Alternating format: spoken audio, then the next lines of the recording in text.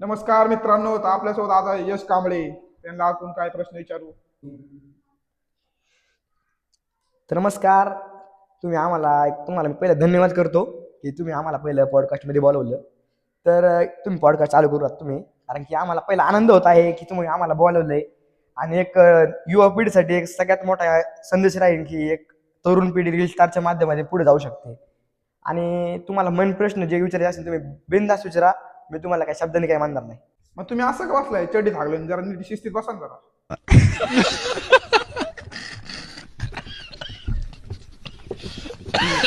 राव, तुम्ही माझ्या पॉडकास्टमध्ये आले, तुम्ही माझी चव काढायला लागले राव.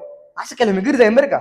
अरे नाही नाही, थोडीशी मस्करी केली राव. तुम्ही लय सिरियस झाला राव. असं काय करता राव? बसा बसा. आता मी तुम्हाला एक प्रश्न विचारणार आहे, तर त्याचं तुम्ही ते उत्तर द्या. तुम्हाला तुमचा फ्युचर हस्बंड कसा पाहिजे? बघा, त्याला थोडी दाढी असली पाहिजे. त्याचं नाक एकदम त्रिशूळवाणी एकदम चोचवाणी असलं पाहिजे. आणि त्याचा पहिला मेन गोष्ट रंग ह्यो गोरा असला पाहिजे. आणि त्याला जे आपले सिक्स पॅक असतात, त्याला ते सिक्स पॅक नाही, अख्खे सिक्स पॅक सोडून 8 पॅक पाहिजे. तर कुठं जाऊन मी लग्नाला हा म्हणून.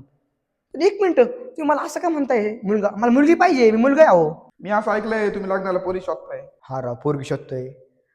32 वर्षाचं झालोय. आत्तापर्यंत एका पण मुलीने कधी मला कॉल नाही केला, मेसेज नाही केला, कधी फोन नाही केला.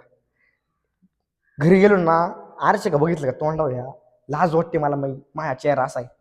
एवढा काळा तर काळा आहे, कोणी कोणी भाव पण देत नाही. आणि भाव दिला तरी पण मायकून बघून पुढे निघून जाते. एवढा वाईट आहे मी. पण तुम्हाला तर मुलगीच भेटाना झाली.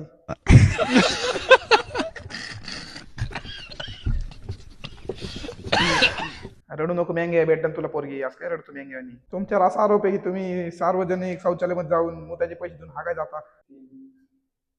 अहो, ते काय होतं म्हणजे ते खरं आहे बरं का, ते खरं आहे. पण मी ऐकून घ्या, विषय काय होतो. काय होतं, मुतायला गेलो ना जाऊ आपण, तेव्हा मुतायचे हे 5 रुपये. आणि जेव्हा 2 नंबर जातो, म्हणजे जसं की हागायला, त्याचे 10 रुपये. मग 5 रुपये इथं वाचतात ना आपले. मग मी त्यासाठी 5 रुपयाचे मुतायचे पैसे देतो आणि त्याच्यासाठी हागून येतो.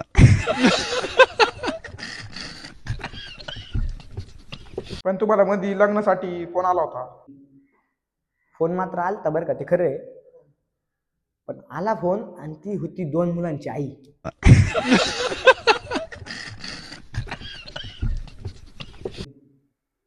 पैसे घ्यायची काय तुझी लायकी नाही? जेवण चारतो बघ, जेवाय काय पाहिजे ते सांग. खायची तर खाणं घाल तुझ्या आई. पनीरची भाजी कर ना ऑर्डर. एक तर मीच कर्ज काढून शो चालू केलाय आणि तो काय पनीरची भाजी, वांग्याची भाजी खायची खाणं घाल. चल निघ.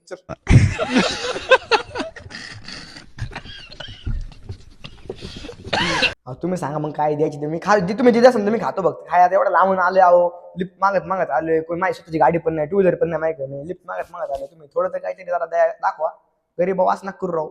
लगेच बाहेर काढलाय तुमच्या स्टुडिओच्या बाहेर. वास नका करू मला तुम्ही.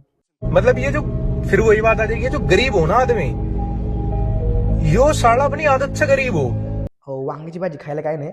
एकदा मी माझ्या सामानाला वांग्याची भाजी चालली होती. ती वांग खाऊन बांग झाली ती. त्यामुळे तुला वांग्याची भाजी मी आता नकोच म्हणतोय, वांग कोणाला खायचं. त्यामुळे एक काम करा तुम्हीच एकटं वांग खावा, मी पनीरची भाजी माझ्या पैशाने खातो. आता एवढं सगळं मी पॉडकास्टमध्ये आलो तेवढं लांबून, तर आता मला 2 शर्ट आणि 1 जीन्स पॅन्ट देऊन टाका तुम्ही. माझ्या चेडीला 4 भोग दे रे. हवा इकडून तेवढं आरपार जाते रे. मीच लोकांचे कपडे चोरून घालतो आणि तुला शर्ट पॅन्ट पाहिजे राव. लाज वाटते पाहिजे तुला? तो कोण ओळखते काळ्या?